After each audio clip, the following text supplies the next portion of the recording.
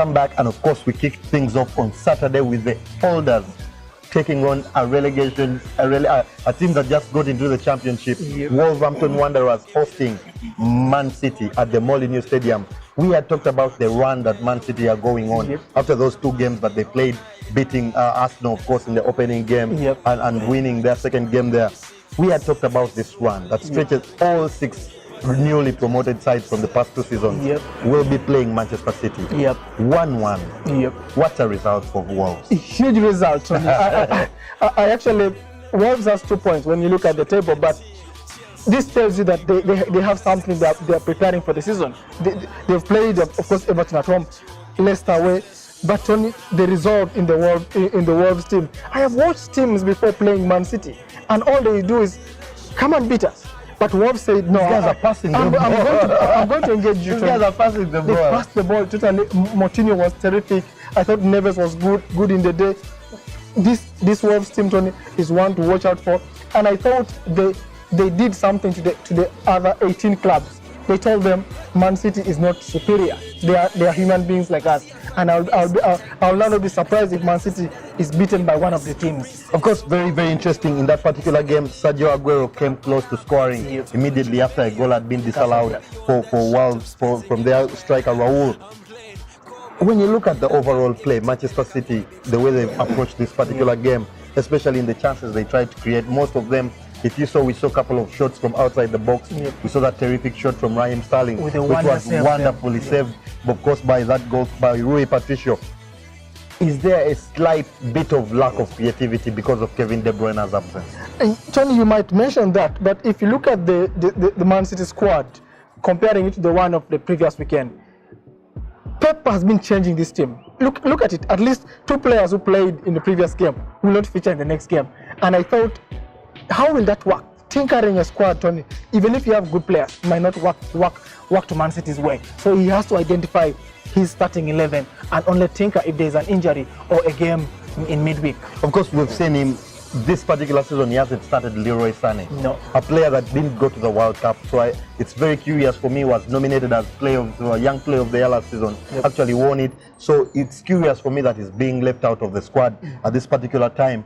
Him preferring to play Bernardo Silva, of course, and Mahrez coming in there, Raheem Sterling starting. It's a big problem for them. Of course, we know that Wolves got lucky in that particular game with that Willy Bolly handball goal. That, of course, very many people wouldn't complain. Of course, Tony, that's what I'm saying. VAR will be unfair because they really deserve something. So you look at that goal having been disallowed, and then Wolves goes empty-handed. It will be really disappointing to them. Of course, good start for them there. They lie in 14th, but that doesn't tell you the entire story. That Wolves side, they have 2 points from their first 3 games. Two very good, solid points. Manchester City find themselves in 5th place currently. And of course, we carried things on Saturday with Arsenal getting their first 3 points of the season, beating West Ham 3-1. Does it tell this whole story? It does not, Tony. It does not tell the story. I thought West Ham should have had even 2 goals there. At 1-1, they had a chance from Snodgrass that they should have batted. But nonetheless, if I were in the shoes of the Arsenal coach, Emery, any 3 points count. Any 3 points for the moment to calm down the fans. Let's get the points. The football will come later, because I looked at this team and there was the midfield was open, Tony. I was like, should you get a running team like Liverpool, they can. It's a big problem. Demolish this team like about 4 goals, Tony. So he has to look at that team, pick the points now, but he has to play Arsenal football. Of course, when you look around, the style of play, it's very hard to say right now which kind of play he plays. It's not counter-attacking football. It's not a passing game. No. They almost look like equal sides in this particular game. Arsenal playing West Ham. They had, of course, very many scares. Anatovic getting close on a couple of occasions. Of course, he got one. One particular person I'll pick out for West Ham was Felipe Anderson, their record signing. He had a fantastic game. Yeah, Tony, I don't know. It was bought at about £40 million, that range there. But I thought he proved it. He looks to be a terrific player in the midfield, on the wing. So it's one I think we have to watch out for this season. Of course, very interesting there. Arsenal getting those 3 points takes them to 9th place, of course, outside of the bottom half. for the first time this particular season. We know that they started the season with 2 losses. Yep. There are goals coming from Monreal, Welbeck, and an own goal, of course, in that particular West Ham side. Ozil was left out of his particular side due to an illness. Yep. But we had talked about in the build-up about the Ozil factor. Yep. How much is it bringing to the team? Yep. Is the coach willing to be as patient as probably Wenger had been in the past couple of times? Of course, I don't think Unai will be patient like the way Wenger did. The only problem, just like the Manu Alexis conundrum, Ozil is the highest earner in Arsenal, and you don't want to see the highest earner on the bench or even not in the match lineup. But just like you said, it said there was an illness there, but they also say he left the training ground the day before, having known that he won't be starting. So I think there's a story there that's developing, and we have to pay keen attention to it, Tony. Of course, we'll be seeing how much Ozil gets back into Unai's plans there for that particular Arsenal side. Liverpool ending that Saturday evening with a very narrow 1-0 win against Manchester United tormentors in the previous weekend. Brighton and Hove Albion. Salah getting the goal. Of course, he has started the season in very terrific form, almost from where he stopped last season. So it was very, very interesting to see. But very interesting for this Liverpool side. We had hoped that they will be at home. They might be getting many goals. But it's at the back. They've kept 3 clean sheets in a row in the Premier League for almost the first time in over 8 years. Very, very interesting for this Liverpool side. What can you say about that? It's a solid back four, Tony. It's a back four. Including the goalkeeper. Any side in the Premier League has to admire. And you've mentioned, including the goalkeeper. I wanted to give Alisson different treatment, Tony. Alisson is winning this team now points. I thought there was a header towards the end from Brighton. That should have gone in, but because of this Alisson man, Liverpool, Tony, has set the tone. And this is the side that Man City has to watch out for if they're going to take this trophy. Liverpool looks complete. And the other thing I wanted to mention, Tony, Liverpool has learned how to win ugly. They did it at Crystal Palace on Monday night. And then coming to hosting Brighton. Brighton was all defensive, but capitalized on one mistake by Brighton. And there they are, 3 points in the bag. So it seems they have learned all their deficiencies in the Premier League, and they should be eyeing it now. Is this the season finally for Jurgen Klopp? Is it too early to say? He has done it in Dortmund, Tony. I want to say it's too early, but if they're keeping the pace, 9 out of 9, they could be going for it. Very, very interesting. Of course, that particular game coming on Saturday evening, Liverpool beating that Brighton side 1-0. Of course, we've talked about the centre-back pairing that's now taking shape. VVD and Van Dijk and Gomez playing very, very fantastically. They are still keeping that clean sheet, and of course, Alisson in goal.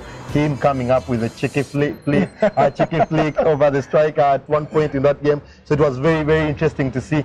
And we wrapped up things on Sunday evening with the other top 6 side, Chelsea, who are currently in 3rd place on 9 points as well, just on goal difference. They find themselves in 3rd place, beating a resolute Newcastle side that Benitez put out. Very, very solid. 3-4-3 was the formation that they played, but on the pitch it looked like something else. Chelsea edging that game to 1. Yeah, in the pitch, so it was I think it was 9 defenders, about 9 guys behind the ball. Only one person was in front, Solomon Rondon, of course, the striker. But to me, Tony, Benitez is also communicating to his hierarchy that this is not the team he wants. But I asked myself, this is the same team last season that beat Chelsea 3-0, 3-1, I think. Why don't you attack them? Once in a while, attack them. And it's not only until they went down, Tony, they had one counter and they got a goal. So to me, I still think Benitez got the tactics wrong. Well played Chelsea, because they were able to come in the 87th minute and capitalize on it, get an own goal from Yedlin, Tony. But I still thought Newcastle should have done better than defending the entire game now. Before we turn our focus on Chelsea, Newcastle is a team that has been lacking goals at the start of the season. Yes. Can they be looking over at Craven Cottage and see the player that they sold to Fulham, £20 million, Alexander Mitrovic? Yes. He's banging the goals in. Do you think it's early for them to regret? Tony, most coaches discard players because of indiscipline, but sometimes you need the results. Mitrovic gives you results in the pitch, even if he gets a red card once in a while. He's hot-headed. Newcastle has no striker. Joselu won't guarantee you even 10 goals. No. Jose Perez won't get you those goals.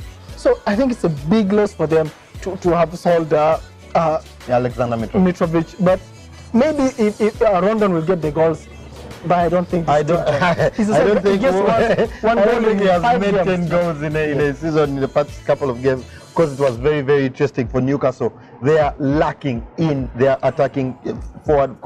Of course, reports have come out that the Newcastle fans would rather lose 1-0 than win 5-4. So it's a lot of things. It's a lot of things that we need to watch out there for. But for Chelsea, a flying start, of course, under Mauricio Sarri. We had hoped that maybe we had expected him to struggle a little bit. He's getting the goals, he's getting the points. He won this one suddenly, coming under very interesting circumstances. We knew that Hazard would start this game, and he got the goal for Chelsea. Penalty. Morata is still not scoring the goals, of course, for this Chelsea side. Tony, I don't know when Morata will start scoring goals. I thought he had kicked off after scoring against Arsenal, but Morata seems to be below par, just like his colleague Lukaku.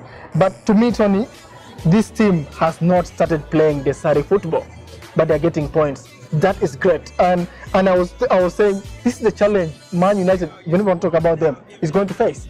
Already there are 3 teams that have 9 out of 9. They are competitors. Man City is one that don't want to compete against.